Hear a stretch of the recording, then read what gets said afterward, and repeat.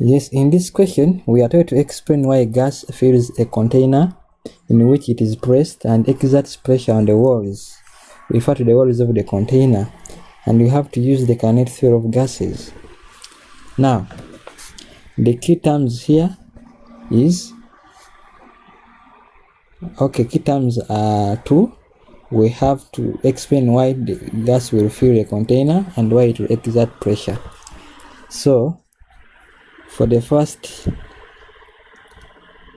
part, why it fills the container, we should know that the gases have weak intermolecular forces.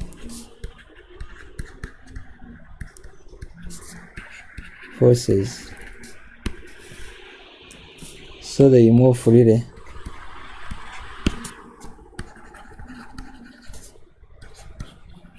They move freely and randomly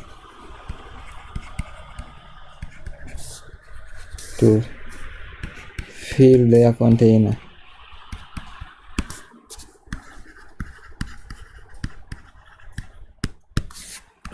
So that explains why it fills the container.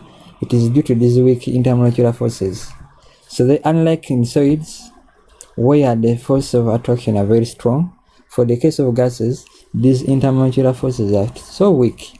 So the molecules of these small particles called atoms are free to move.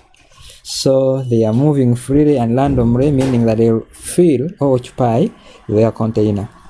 So now, why do they think they exert pressure? As the gaseous particles collides with the wall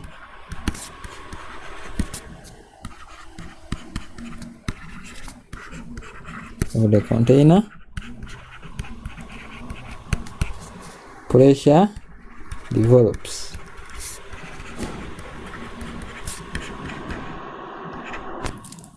So these molecules will exert pressure on the wall due to the collision they make.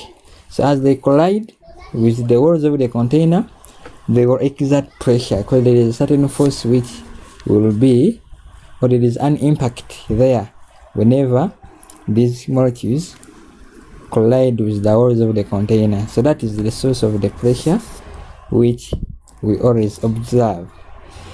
So that is how we can answer this question. And the question had 4 marks, implying that you can get a mark for talking about the weak intermolecular forces and their free movement, and their mark. So you can also get 2 marks for this statement, where we say that the pressure is due to the collision between the walls and the molecules of the gas. So you get your 4 marks.